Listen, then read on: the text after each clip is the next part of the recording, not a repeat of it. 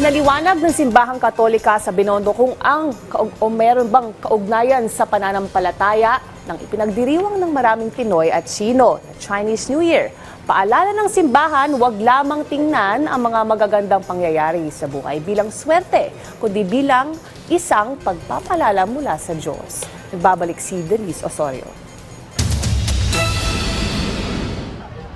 Sa pagdiriwang ng Lunar New Year, dagsa ang tao, hindi lang mga bisita, kundi buong pamilya na pumupunta sa makasaysayang Chinatown ng Maynila para sa isang gabi ng tradisyon, pagkain at kasiyahan.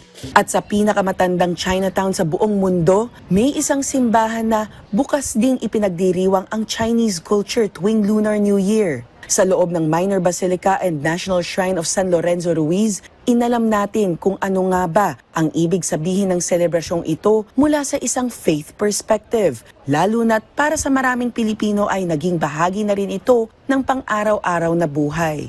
I believe is very part and parcel of the Filipino consciousness at pagdiriwang. Kaya tingnan nyo naman, punong-puno ang Binondo buong gabi ito, at mula pa kagabi. And most of these are Filipino rather. Most of these are Filipino. Talagang wala pong problema ang pagdiriwang na ito para sa Pilipino in general. Pero aminado rin ng simbahan na may ilang mga nakasanayan na ang kadalasang inuugnay sa swerte. At dito pumapasok ang paalala ng simbahan. Mas mahalagang tumingin ng higit pa sa pamahiin, bagkus ay tingnan ang tunay na kahulugan at layunin ng pagdiriwang. Pero para sa ating mga Katoliko, sabi nga po sa sulat ni San Pablo Apostol sa mga taga-Roma, chapter 8 verse 28, everything works for good for those who love the Lord. So para sa atin, hindi lamang ito swerte, kundi blessing. Hindi lamang good luck, kundi biyaya.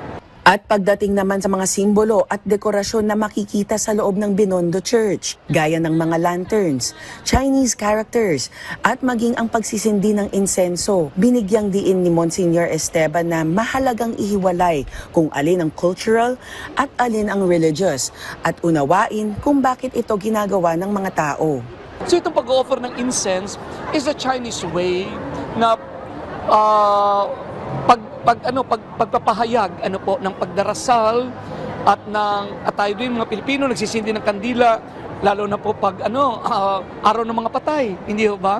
So sa atin ay kandila ang ating nakaugalian.